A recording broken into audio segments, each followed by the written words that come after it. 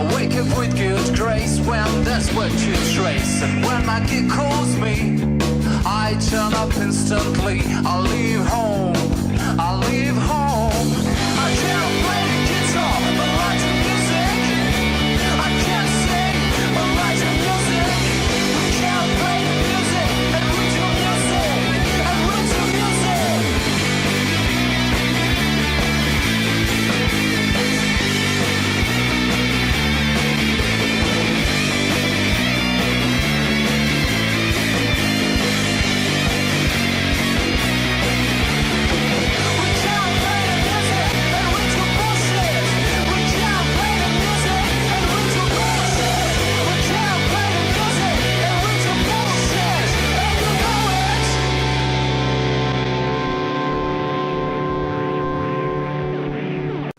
Eh bien, bonjour à tous. Bonjour. Bonjour Alex. Donc c'est Alex aujourd'hui qui nous reçoit chez lui.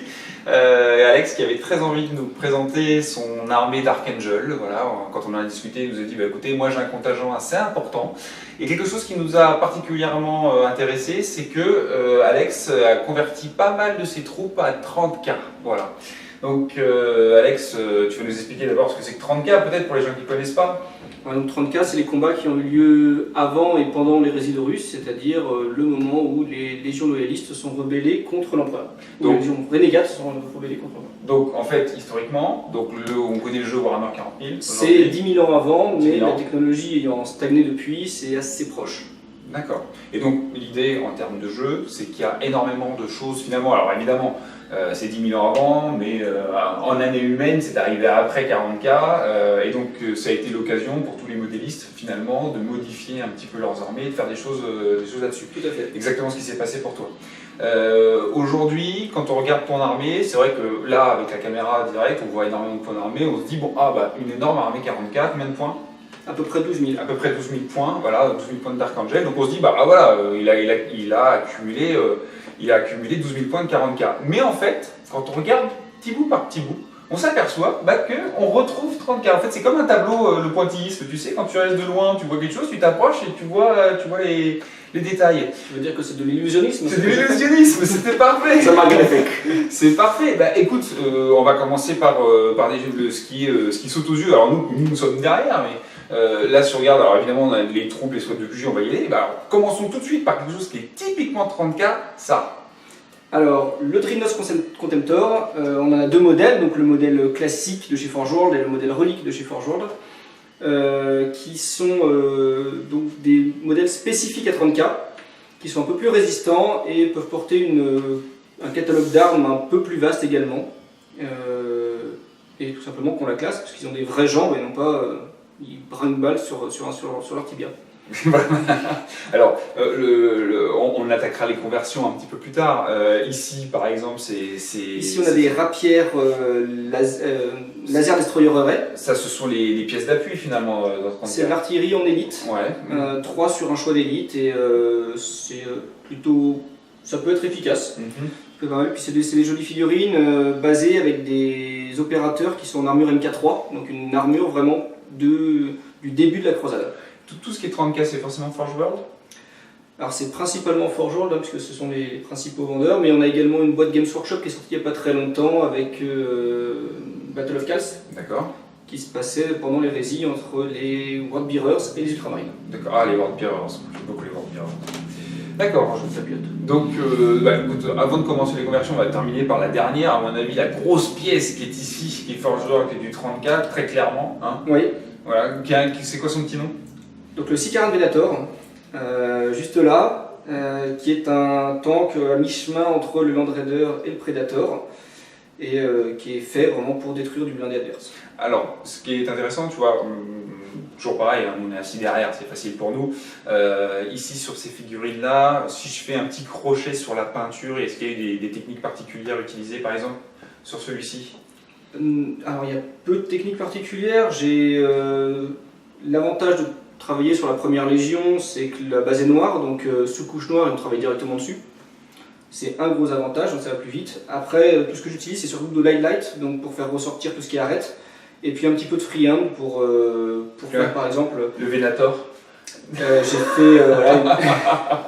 Ah oui, une petite bannière derrière. Effectivement, un que petit vous peu verrez. une bannière, carrément. Mon symbole de compagnie que vous pouvez voir un peu partout sur certaines épaulettes, tout, et quelques friandes sur les côtés également où j'ai fait le symbole de la Légion. D'accord. Alors, j'imagine que là, ce que tu viens de nous décrire en termes de schéma de couleur, c'est réparti pareil. Alors là, c'est parce qu'on est sur un véhicule, mais donc ça reste noir, ça reste avec les mêmes, le même schéma. Moi, si tu veux, qui est plus la de 40K, il y a des choses que je reconnais aisément, donc les Vindicators, voilà, des Land Raiders, donc ça c'est des choses que je revois régulièrement. Par contre, il y a des choses dans ces choses qu'on a l'habitude de voir, il y a des choses qui diffèrent. Et je pense notamment au Land Speeder, celui-ci là, particulier. Donc là oui, on a un petit Land Speeder qui est un modèle métal MK2 qui était sorti à l'époque de la V2, donc en 1996. Voilà, donc 96 c'est le début, hein. C'est le début de la collection. C'est le début Les pour moi. 12 000 points, c'est 96 que ça a commencé, il y a 20 ans. Voilà. Oui. Moi je pensais que tu ferais 1000 points par an, tu vois, je suis un peu déçu quand même. Ouais, après faut se le peindre quand même. Donc 96, donc tu disais. Je ne disais plus rien. De quoi? Tu sais que tu rentres de chez moi par la fenêtre? Oui, c'est prévu, c'est prévu.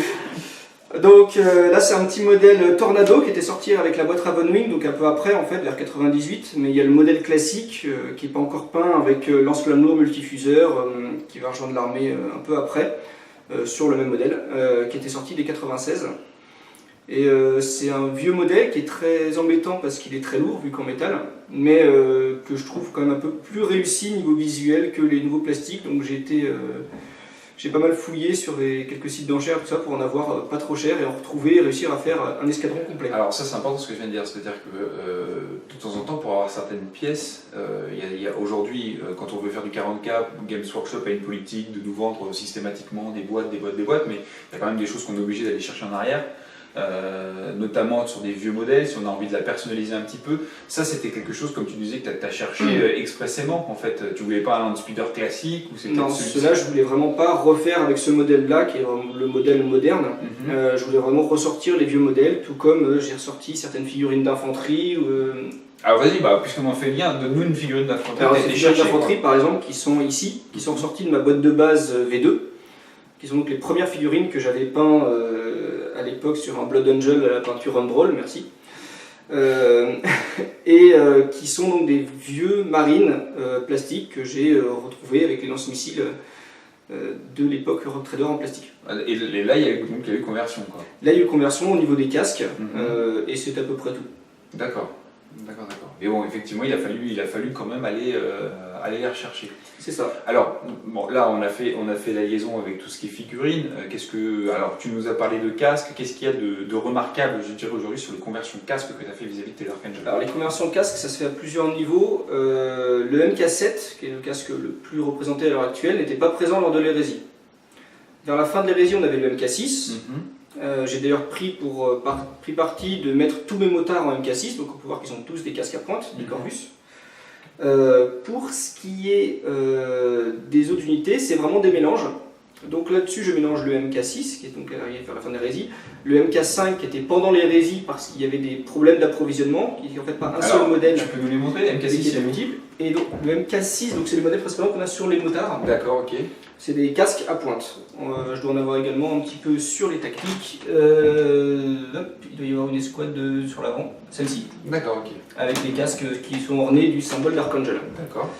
On a le casque MK5 donc, qui a été fait pendant l'hérésie avec des problèmes d'approvisionnement qui sont représentés principalement par des bulles. Des problèmes d'approvisionnement de Games Workshop ou de l'armée impériale? De l'armée impériale, parce qu'en fait les mondes forges étaient en. Ouais, c'est pareil. Hein. Et comme les armures étaient faites avec des matériaux moins résistants, ils utilisaient des billes inclus dans les matériaux pour solidifier l'ensemble. D'accord. Donc on se retrouve avec des casques comme celui-ci par exemple, ou ici, qui sont donc ornés de billes. On en a également sur certaines épaulettes, comme on peut voir ici, sur certaines genouillères, sur certains bracelets au niveau des armes ou des jambes. Le casque précédent, c'était le casque MK4. Que tu as aussi Maximus, qui était en forme un petit peu de canard, qu'on peut voir aussi dans certaines escouades, en particulier je pense devant, par ici. D'accord. Et et qui est assez difficile à trouver en fait, puisqu'il y en a un sur quelques watts, mais qui sur Battle of Cals est très, très répandu, donc on va voir de plus en plus, je pense.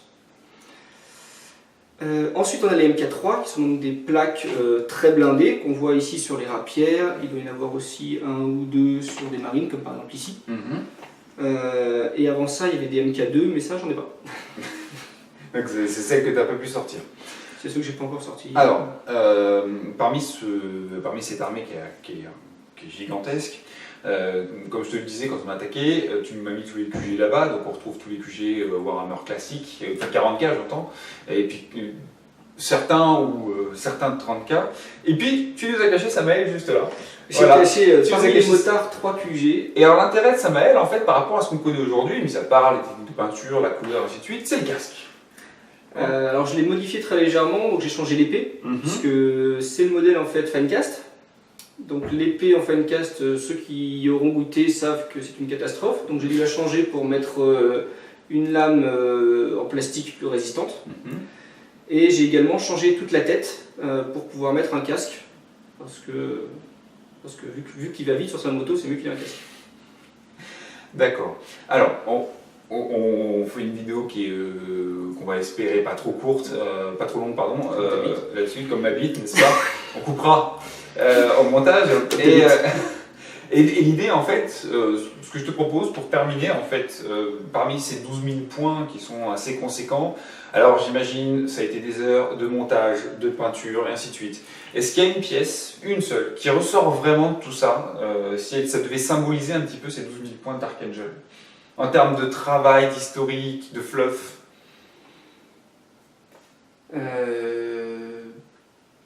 C'est une bonne question.